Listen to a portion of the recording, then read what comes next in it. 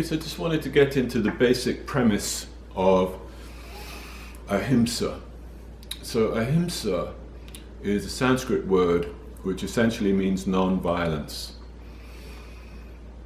Commonly used in Buddhism, which is an offshoot of what you might call Hinduism or Vedic culture. So Ahimsa, a very important word. Does come up a lot in Bhagavad Gita when Krishna is describing various good qualities in people.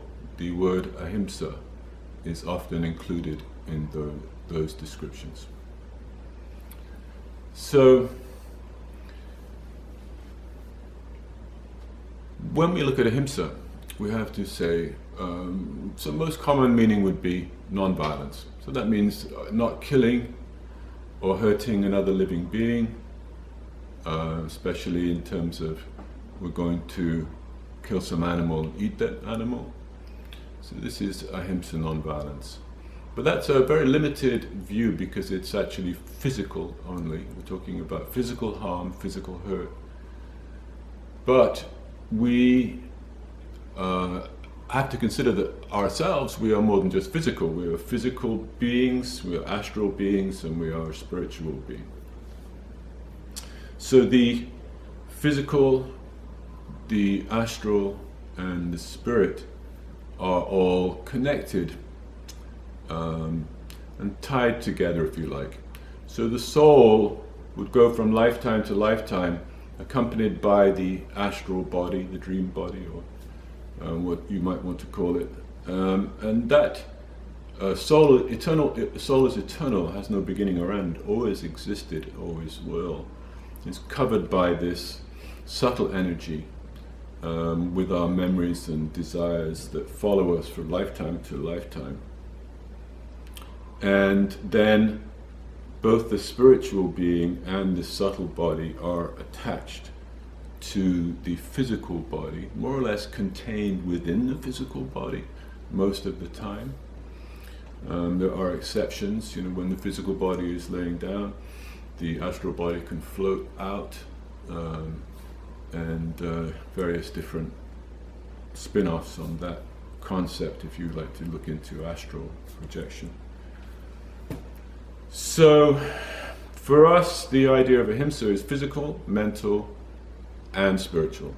So physical Ahimsa is very obvious. We don't want to cause any physical harm to any other living being. So that would be animals, insects, birds, wildlife, the planet Earth, other human beings. No more physical violence. So that would solve a lot of issues if we were all, every citizen on Earth was mandated to practice non-violence. Imagine how that would change things. But it wouldn't change things unless there was also an attempt towards mental or astral, if you like, mental, subtle forms of violence. And that would be anger, deceit, manipulation, the things we say that might hurt someone. This sort of no physical harm, but a lot of harm can be done just by words and other ways of communicating that are not physical. So we want to practice non-violence in that also. In that we wouldn't want to hurt anyone, hurt anybody's feelings, say something that could hurt someone's feelings later on, not want to express anger or frighten people in any way, or intimidate people, or manipulate people. This is a astral non-violence, subtle non-violence. So we have the physical, the subtle, and then we have the spiritual non-violence, which is not to be critical of someone else's spiritual path. Every spiritual tradition has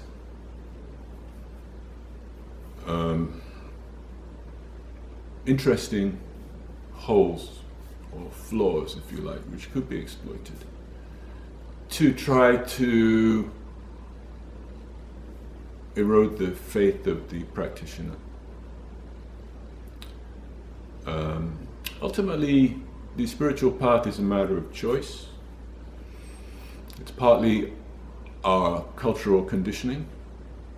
You know, if I was born in England in 1500 or in what's now California in 1500, two different things, two different spiritual paths. So many different ways to practice a spiritual path, including even atheism. You know, someone could be an atheist, and that would be okay too, if they practice the Ahimsa of physical, mental, and spiritual nonviolence. We're going to give up harming physically other living beings. It starts with our plate. We're going to give up harming mentally other living beings. Starts with our words. And we're going to give up spiritually harming other living beings. It starts by not questioning or challenging someone else's spiritual belief. So that is the basics of all we need to go forward into the next millennium, where all the spiritual paths can flourish, everybody can flourish, no more need for violence or war or any of these things. That is the possibility.